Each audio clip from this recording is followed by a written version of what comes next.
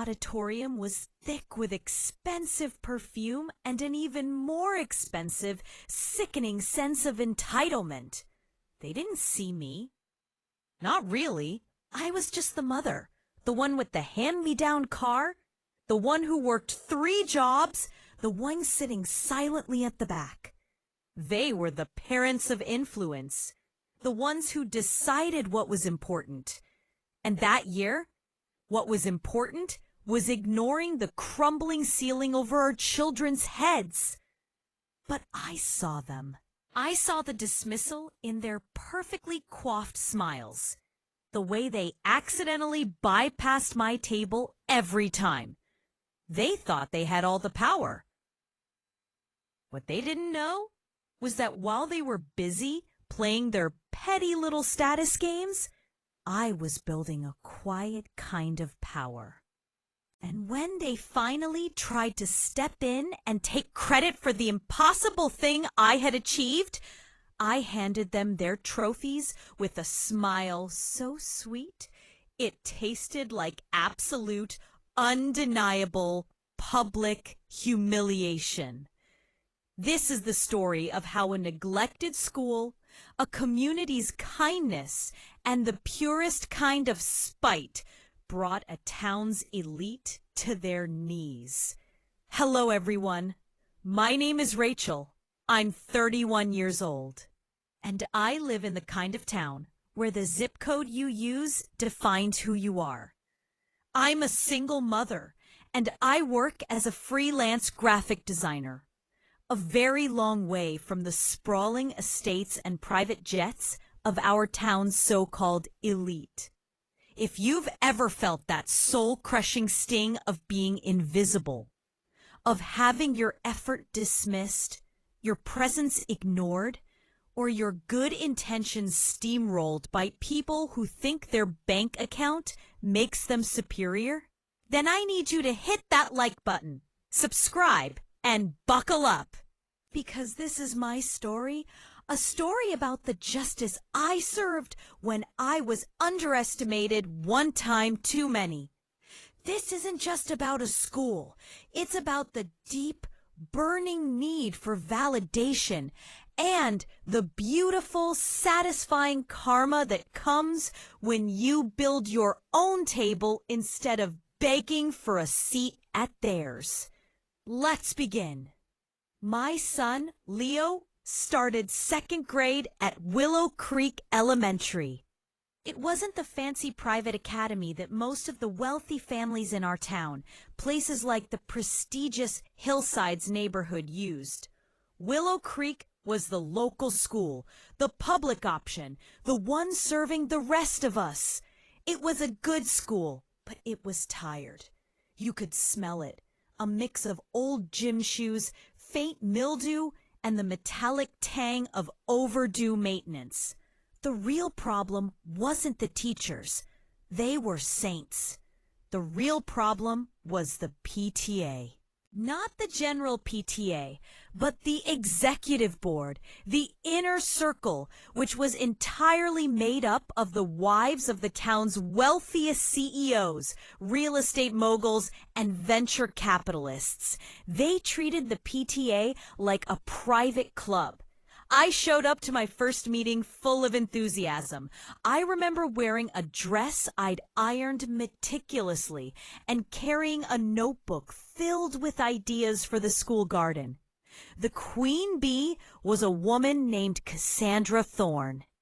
Imagine every cliche of an immaculate, judgmental socialite, and you're halfway there. Expensive tailored blazer, a wedding ring that could fund a small country, and eyes that only seemed to focus on things that validated her status. Her voice was this low, patronizing purr. At that meeting, the main topic was the annual budget. The actual needs, like fixing the HVAC unit in the 4th grade wing or replacing the playground equipment that was literally duct taped, were rushed through. But when it came to the annual gala, suddenly Mrs. Thorne and her cronies, who all called the Hillside's hierarchy, were alive. We need a silent auction that reflects the caliber of our donors, ladies, Cassandra declared, ignoring the squeak of my chair as I shifted uncomfortably. No artisanal soaps. Think Napa vacations. Think diamond earrings. I finally raised my hand. I felt that familiar tightness in my chest, the one you get when you're about to interrupt a conversation you clearly don't belong in. "Excuse me," I said, maybe a little too loud, "but what about the library? The ceiling tile fell in today, and Leo said it smelled like mold." Mrs. Thorne turned her head slowly, like an oil-slicked swan. Her eyes met mine, or rather, they landed somewhere on my forehead. "Oh, Rachel, is it?" she said, drawing out my name like a mild infection. "That's a maintenance issue, dear. The gala is about fundraising. Big picture. We can't bore our donors with leaky ceilings.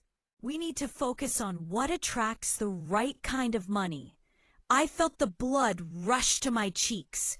My hands, resting on my lap, started shaking. It's not just a maintenance issue. It's where our kids learn. I wanted to scream. Instead, I just nodded, a small, defeated movement.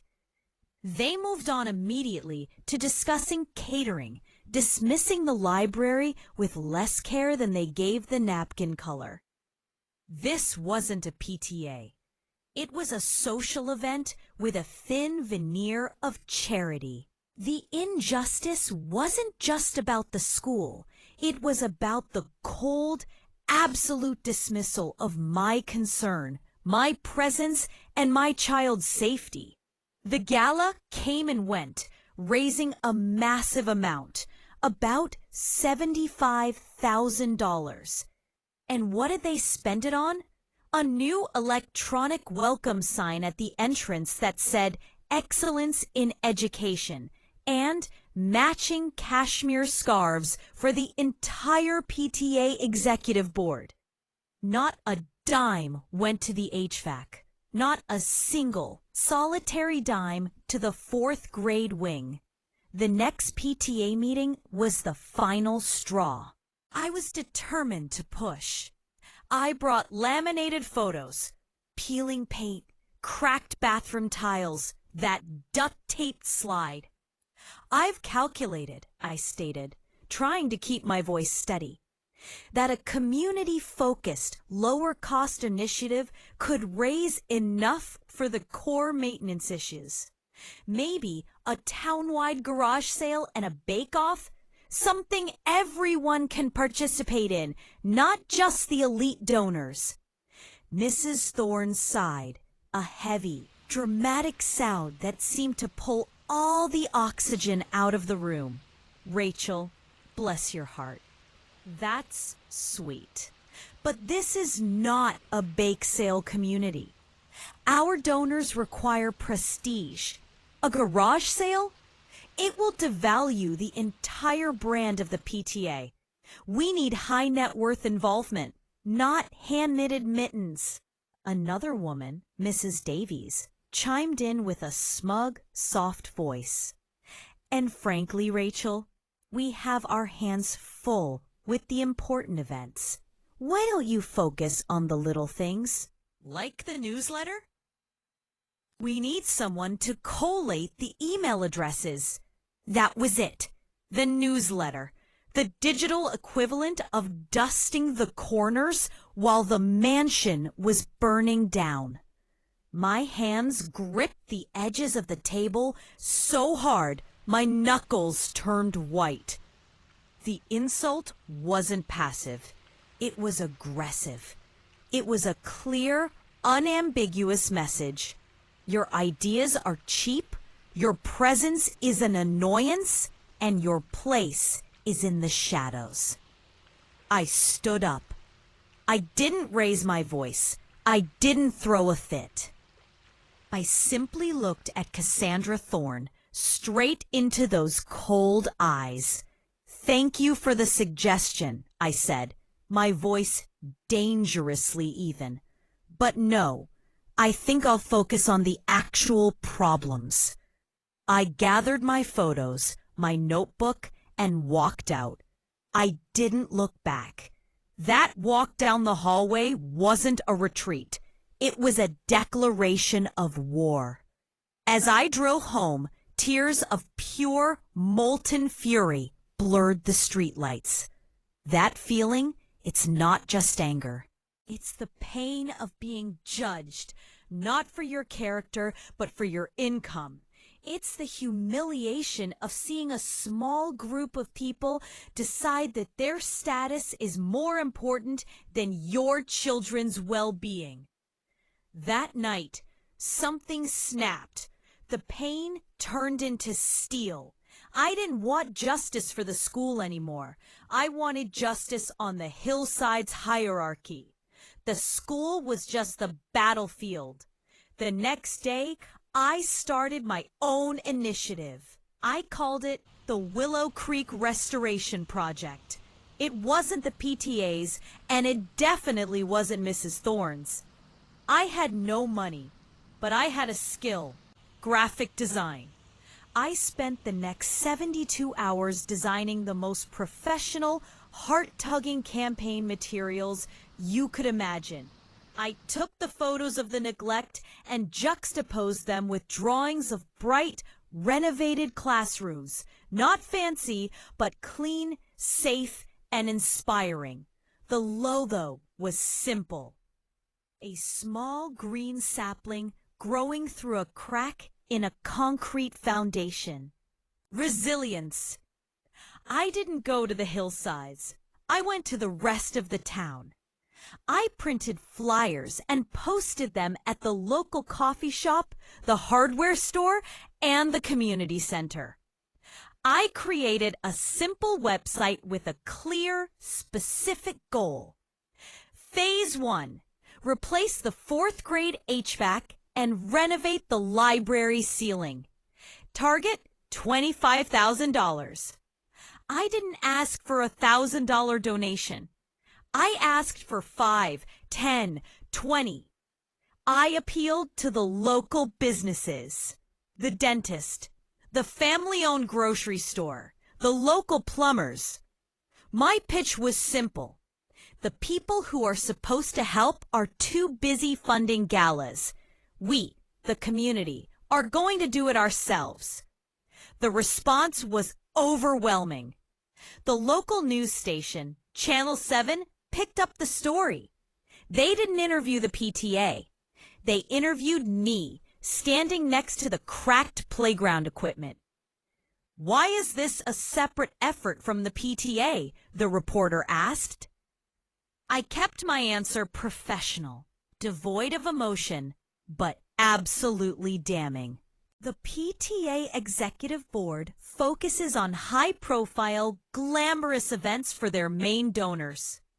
My focus is exclusively on the critical, structural needs of the children's learning environment that have been overlooked for years.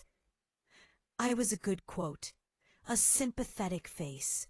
I was the quiet, determined single mother fighting for her child, and by extension, all the children. The money started rolling in, not just cash, but in-kind donations. The local contractor, Mr. Chen, offered to do the HVAC installation at cost. My former boss, who owned a small printing shop, printed all my materials for free. An interior designer who lived just outside the hillsides offered to redesign the library for free. Within 3 months, we hit the initial goal of $25,000. Within 6 months, we had raised over $100,000 in cash and in-kind services. We had renovated the 4th grade wing, replaced the library ceiling, and completely transformed the kindergarten classrooms. We were building a new playground. The Hillside's hierarchy didn't know how to react. They saw the news reports, they saw the new wing, and they saw the community rallying behind a non-PTA effort. They were furious, but their hands were tied. To speak against the restoration project would be to speak against school improvement, against charity, and against their own children. They were being publicly out-fundraised and outmaneuvered by the woman they assigned to collate email addresses. I was the newsletter now. The moment of reckoning came when the principal, bless his heart, decided to hold a dedication ceremony for the newly renovated library wing. He wanted to thank the community, and he insisted that I be the keynote speaker. This was the Hillside's hierarchy's final opportunity to try and save face. 2 weeks before the ceremony, I got a passive-aggressive email from Cassandra Thorne. Subject, collaboration and unity. Dear Rachel, I am so thrilled that the PTA's hard work and community outreach, spearheaded by my team and me, of course, has culminated in such a lovely outcome. We've decided, as the official executive board, that we should jointly host the dedication. We have already reached out to our contacts at the governor's office to secure a prominent speaker. We simply must ensure that the restoration project is clearly framed as a PTA initiative to maintain cohesion and our donor relationships. We'd love for you to say a few words, perhaps a short 5-minute segment, thanking the executive board for their guidance. My internal monologue was a roaring fire. PTA initiative? Guidance? They hadn't lifted a finger. Their guidance was telling me my idea was too cheap. They were trying to steal the victory, not because they cared about the school, but because the local media attention made the project prestigious. This wasn't just about credit anymore. This was a moral test. If I let them co-opt this, they would not only erase my work, but also crush the spirit of the hundreds of small, local donors who actually cared. I drafted a reply, deleted it, drafted another, deleted it. Then I had an idea. It wasn't about shouting. It was about using their own weapons, prestige, platform, and public appearance against them. My revenge had to be surgical. It had to be undeniable. It had to be delivered with a smile that would make them question reality. The day of the ceremony arrived. The library was beautiful. New carpet, fresh paint, a cozy reading nook, and yes, a perfectly dry ceiling. The crowd was a mix of everyone. The contractors, the local store owners, the teachers, the parents, and right in the front row, radiating an air of strained ownership, sat the Hillside's hierarchy, Mrs. Thorne, Mrs. Davies, and their entourage dressed for a magazine shoot. The principal spoke first, thanking the tireless efforts of the community. Then Cassandra Thorne took the stage. She smiled that rehearsed, predatory smile. As the president of the Willow Creek Elementary PTA Executive Board, she began, her voice dripping with false modesty. I can tell you that we have always believed in the power of this community. While we were busy securing the high-level infrastructure for the school's future, it was through the PTA's vast network of social connections that we were able to launch this incredible secondary effort, the Restoration Project. I want to personally thank my tireless board for their commitment, and of course, a special nod to our dedicated volunteer, Rachel, for managing the ground level efforts. She talked for 8 agonizing minutes, dedicating 90% of her time to praising her board and 10% to giving me a patronizing pat on the head. She finished with a flourish. And now, let's hear from Rachel, the woman who took our vision and ran with it. I walked up to the podium.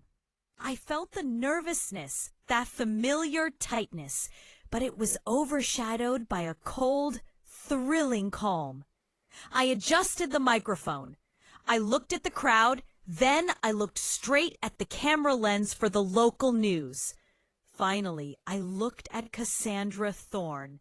Her eyes held a small, expectant smile. The smile of someone who had won and was now generously sharing a fraction of the stage. "Thank you, Cassandra," I began, my voice clear and amplified perfectly by the new sound system. "Thank you for your very kind words. They truly mean a lot to the community." I took a deep breath. This was it, the moment I had replayed in my head 1,000 times. I want to take a moment to specifically thank the Hillside's hierarchy, the PTA Executive Board. Because as you all know, the Restoration Project was a grassroots, community-funded initiative, entirely separate from the PTA's annual budget and their high net worth donor base.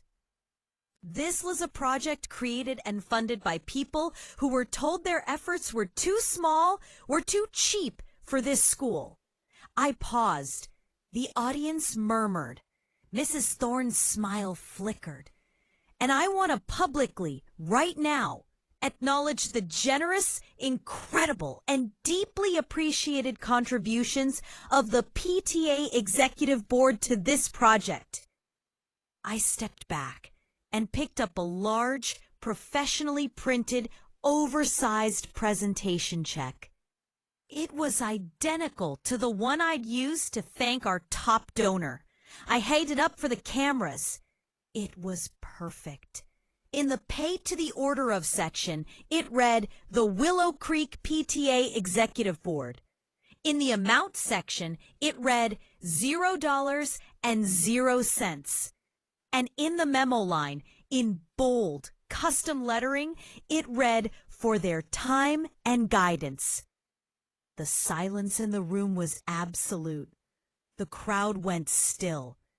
Cassandra Thorne's face went from pale to a dangerous, mottled red.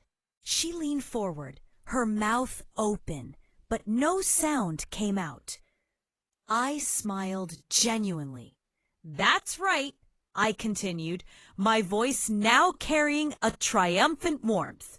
"The Willow Creek PTA Executive Board donated the full amount of $0 to the Restoration Project. They were busy with their important events, but they were right here in the front row today, offering their guidance and accepting the credit. And for that, we are truly grateful." I put the check down. I didn't gloat. I didn't yell. I simply moved on to what mattered. Now, let's talk about who did contribute. Let's talk about the hundreds of people who donated $5, who baked cookies, who worked weekends. Let's talk about Mr. Chen, who gave $40,000 worth of HVAC installation. Let's talk about the local grocery store owner who gave us $5,000 in cash. They are the heroes of Willow Creek. They are the real high net worth of our town, a wealth of generosity, not just money. The audience erupted. The applause wasn't polite. It was a roaring, cathartic wave. The town had been waiting for someone to call the hillside's hierarchy out on their hypocrisy, and I had just delivered it, professionally and publicly on live television. Mrs. Thorne stood up, knocking her chair over. She didn't stay to protest. She grabbed her purse and, followed by the rest of her shame-faced, red-faced cronies, she stormed out, past the media and past the cheering crowd. The quiet, humiliated retreat of the enemy was the sweetest sound I had ever heard. The aftermath was spectacular. The news ran the clip of the giant check for days. Mrs. Thorne became an instant meme, the embodiment of the credit-stealing socialite. The entire executive board resigned within a month, citing personal commitments. The PTA was eventually reformed, its focus genuinely shifting back to the school's needs. But the real victory wasn't just the humiliation of the hillside's hierarchy. It was the shift in my own heart. That initial pain, that feeling of dismissal, it was real and it was crushing. But I learned that day that true power doesn't come from a title, a bank account, or an invitation to a fancy gala. True power is the ability to build something meaningful without permission. It's the ability to turn that deep, agonizing sense of injustice into focused, unstoppable action. I didn't seek revenge for revenge's sake. I sought to prove that my worth and the worth of every person who showed up with only $5 and a willing heart was infinitely greater than their shallow, status-driven efforts. I was once the woman sitting at the back, ignored. Now, I was the woman they couldn't stop talking about. I was the quiet leader who brought a town together. And in doing so, I didn't just renovate a school. I completely renovated my own self-worth. They thought they were important. I proved that competence, community, and courage, even the quiet kind, will always win out over entitlement. So, what does this story mean for you? If you're feeling underestimated right now, if someone is trying to take credit for your hard work, or if you're feeling small in a world that values only the loudest voices, remember Willow Creek. You don't need their permission. You need a plan and a burning sense of purpose. If this story gave you that satisfying jolt of justice, smash that like button. I want to know, what's the most hypocritical thing a person of authority has ever done to you? Tell me your revenge stories, your triumphant moments of validation in the comments below. Let's share the karma. And of course, subscribe for more stories like this. Because sometimes the sweetest victory is the one you build yourself. Thank you for watching, and I'll see you in the comments.